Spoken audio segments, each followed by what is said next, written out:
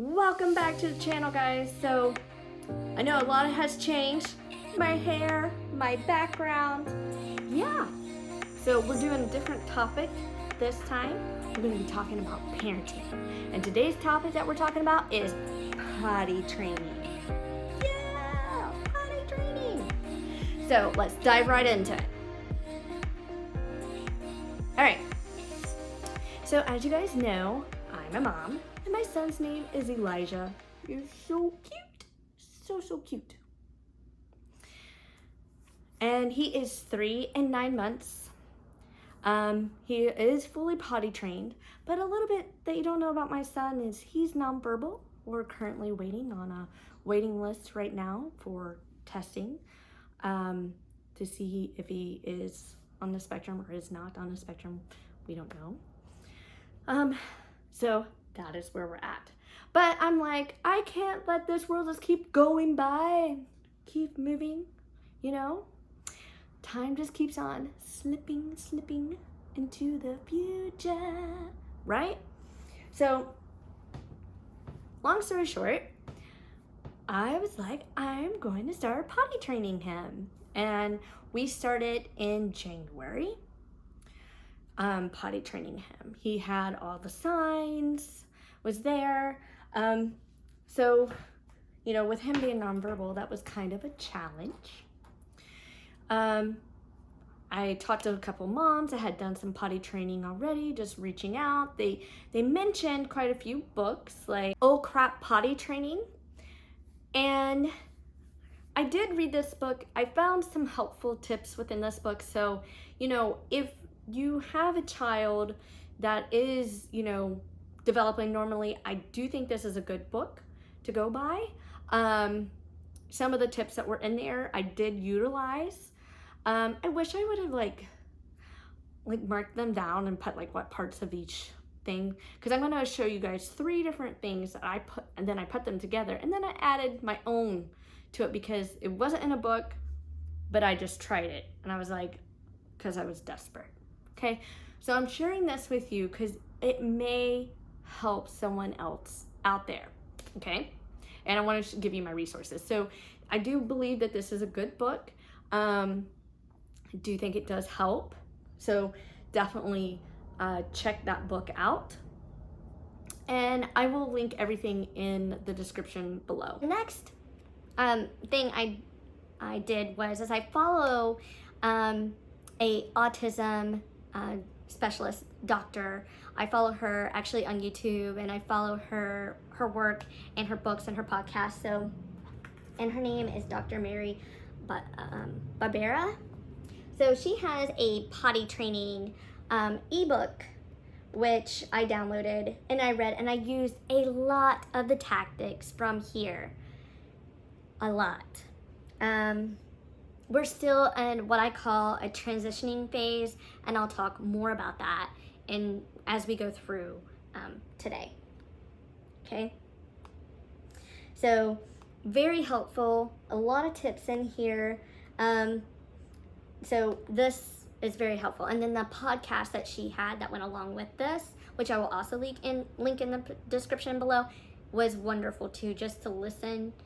And I would listen to it quite a few times, so maybe there was something I missed, or just give me a little bit more encouragement when things weren't going so great. And then another resource that I used was called Autism 360 Club. These are tactiles. I use these to help him tell me when he needed to go to the bathroom. And I'm actually working on another form with this right now, so I'm glad I printed this out again. But I laminated it, and I put a thing like this in the bathroom, and I laminated it, and then he would move these little tactiles around on there. So like I said, my son is potty trained. He does really well at the house. We did have an issue with him pooping in the potty. So let me just go back and just share a little bit about this at the beginning. You know, you get your normal things that you need. You know, you think what you need, and then you get them, such as like a potty, right? You get a potty, a little potty. you know, just like a little putty. And you get that, and you get the cute little underwear. And I tried to get him interested in the underwear about him picking them out. He could care less. So I picked them out. So when I first started potty training him, some of the things that's in there, what I did is that I was like, okay, we're just gonna do bottomless. We did 3-day bottomless, and we camped out in the bathroom. Pretty much just stayed there all day because it was easier for me to clean it up if I needed to clean up. So things you're gonna need when you first start this, whether you're nonverbal or normal delay, if you want to try the 3-day bottomless, which you know, that lets them get that sensation. There's a couple of different resources that was in there it actually suggested doing that. You're going to need a cleaner, okay, an all-purpose cleaner, and this is Guard. It's a disinfectant, and paper towels, and old rag towels. So I use old rag towels a lot because I don't like to waste my paper towels. I'd rather just wash my stuff. So make sure you have that in the bathroom. Other things you need to have in the bathroom.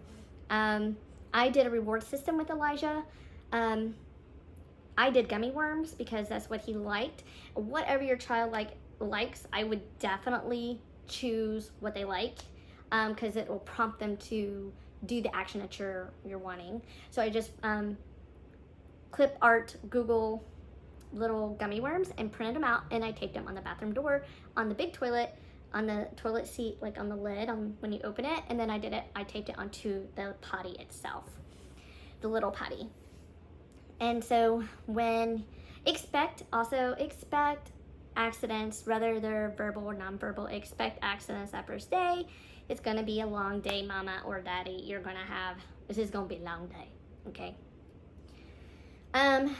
Bring books and bring your iPad in there.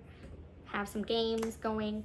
Once they've gone to the bathroom and it's about halfway through, then you could take them out and have lunch. That's what I did with my son. Then we went straight back to the bathroom. There was no messing around. That first day, once we had all of our stuff in there and we were ready, and I was like, "Oh yes, we got this. We're gonna get it right." And you may run into this because none of these resources got me ready for it. Besides the podcast, none of them but the podcast got me ready for this. My son was terrified of the toilet. What? So the bottomless, I couldn't do it because he was freaked out by the toilet. So it took us about 2 weeks of constantly going to the bathroom, showing him to sit down on the toilet. It's okay. It's not going to harm you. Giving him a treat. I did gummy worms, so I cut the gummy worms up so I didn't give him big pieces all the time because I didn't want him to have all that sugar. And so, but I wanted him to be consistent and not just go in there to get a treat. So once he became more consistent with doing it on his own, then I introduced to going back to actually using the restroom. Then we tried the 3-day bottomless again, and it was successful. By the end of the 3 days, he was peeing in the potty. So he was peeing in the potty, but when the first time he seen himself peeing in the potty, he kind of freaked out a little bit. But it was like in a few hours, when he went potty again, I showed him the gummy worm to take his focus off of the pee, and then he didn't freak out about it no more. So, just take their attention off of it, and now he doesn't have a problem. But he freaked out. I mean, he screamed like, what is happening? So no one told me that. So you're welcome. So if they have that, now you know. Someone has told you that may occur. Because I wish that somebody would have told me that. I didn't think he was going to be... I had the toilet out for a while, so I didn't think he was going to be freaked out by sitting on it. But he was. So, those are some of my tips about that to work through that. So he's consistently peeing in the potty, and I trained him to sit down and pee, because when they're nonverbal, I'm in my mind, and then also in the podcast, and then also in the ebook from Mary, says to have them to sit down, because then they don't want to poop. They think that the only bodily function is to stand, especially if it's a male, because it's easier. So I was like, okay, I'm gonna have him to do this, and like, this is always transitioning, this is always changing. I've noticed since I started in January, and now it's July. It's transitioned, but in a good transition, so I'm happy about that.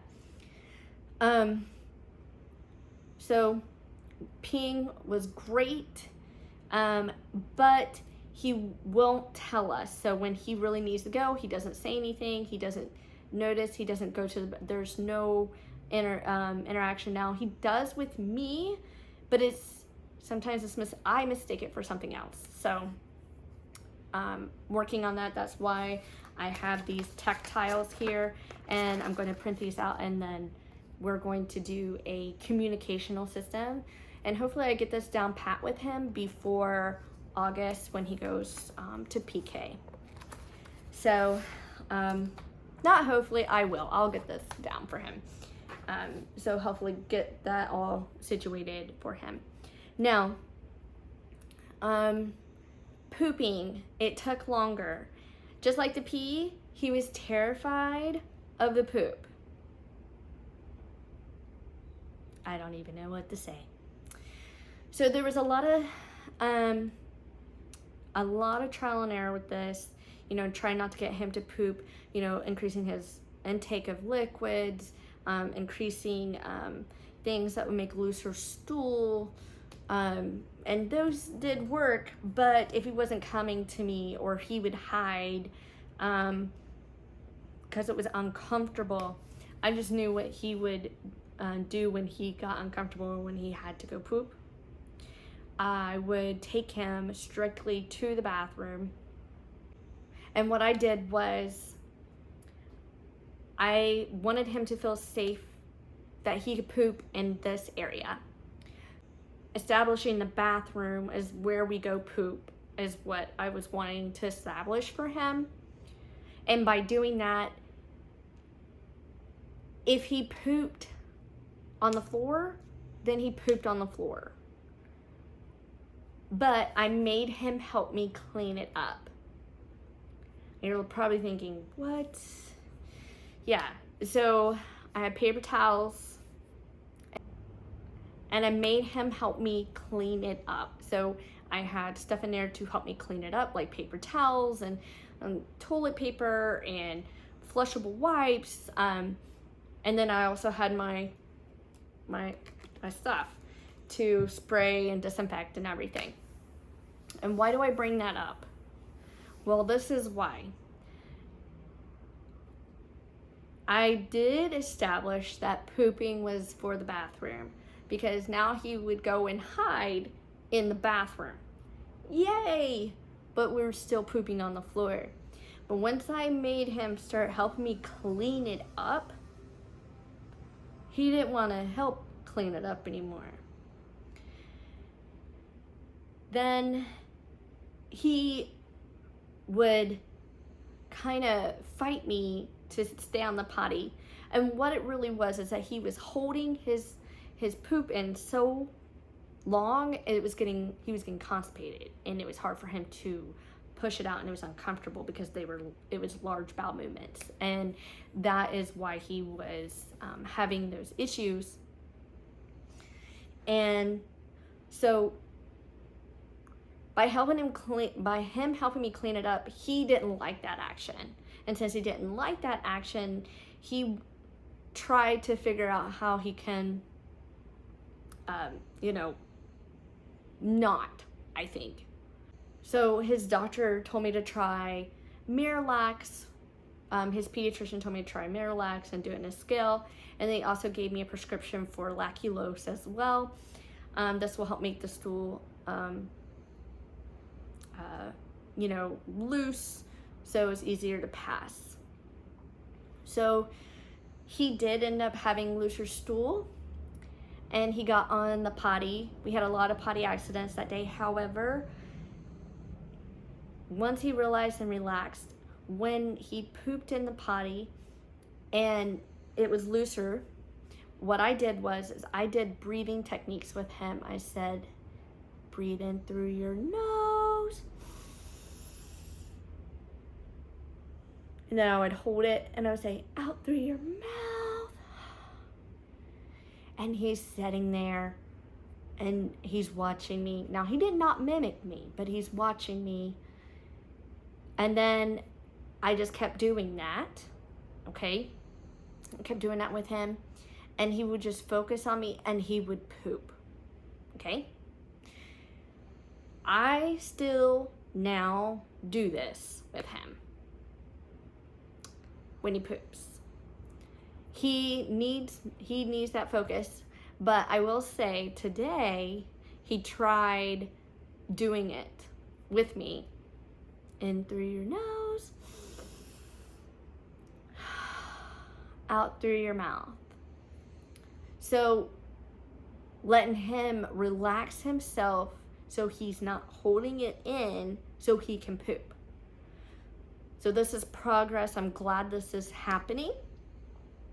So those are some of my tips, for my nonverbal son that I got him to finally poop and pee in the potty.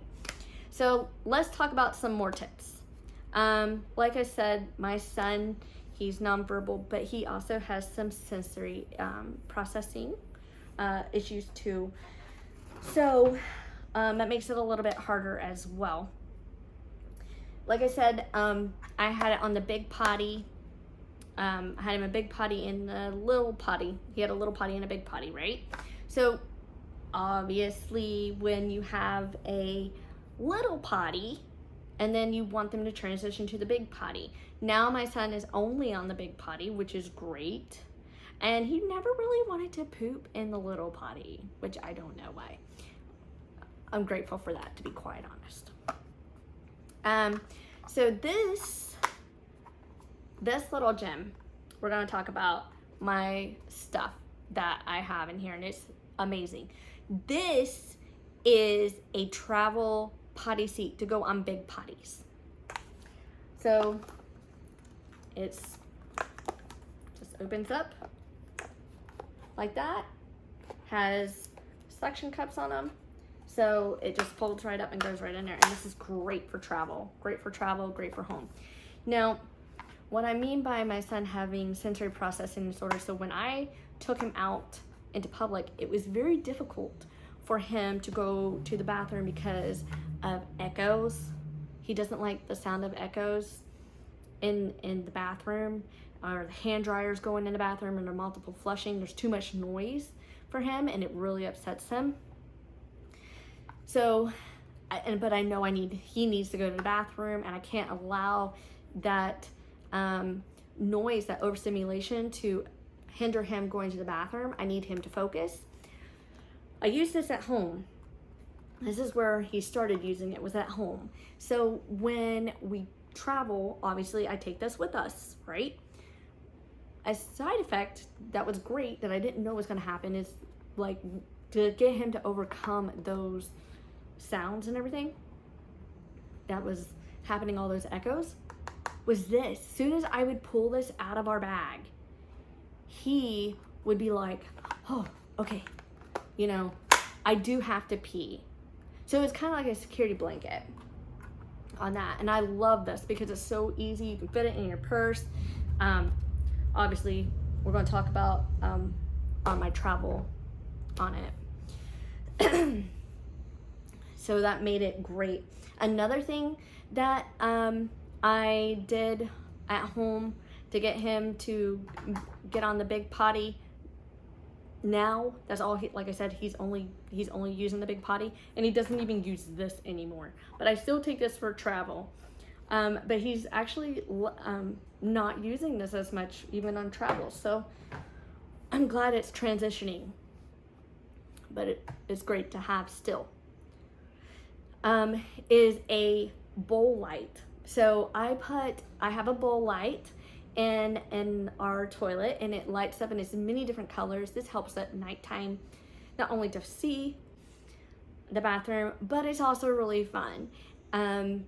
Sometimes during the day when you sit on the toilet, it comes on. So when he's peeing during the day and we don't have the light on in the bathroom, it's really fun for him because he's peeing or pooping, and you know, it's lit up and it's changing colors like blue, purple, green, you know, all kinds of different colors in there. So that's really fun as well. Another thing that he had issue was washing his hands. When it went, well, in our bathroom or in abroad, most places have foam soap, but I carry a little version of this in the diaper bag too, which right now I don't know where it's at, but I might have used it all on our travel. Anyway, this pumps out and there's a big old foam. He will only use this. He won't use liquid soap. So if it's liquid soap, forget it. I don't know what it is about liquid soap. And then, like I said, he doesn't like the hand dryer. Sometimes textures of the paper towels is just not great. So we have these travel buddies. I have one here at the house, and this is a microfiber towel, and then also have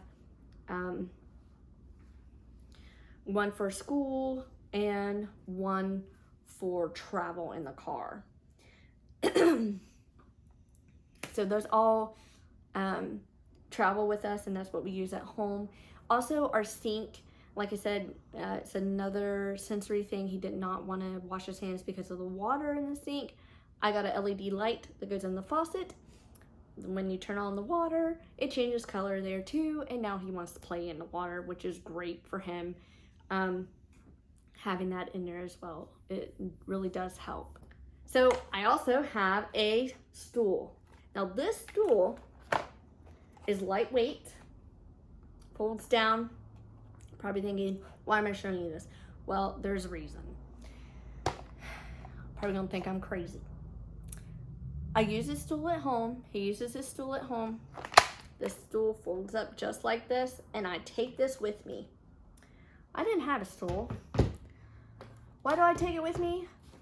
Well, you try raising a 50-pound kid up and try to wash their hands when they don't really want to. You're gonna have a stool. You're probably like, man, you take a lot of stuff with you. Enter X diaper bag to potty bag. Okay, let's talk about our potty bag. So you already know this goes in here. It fits in here. Trust me, I get it in there. Okay, we got our stool. We got our jube. We got our towel. We have our foaming hand wash. I do have a small one. It's like this, but it has a different lid. Oh, I remember. It broke. I need to get another one. Okay. And then I have my sanitizer. It's mostly for me. I have bags in case there's an accident.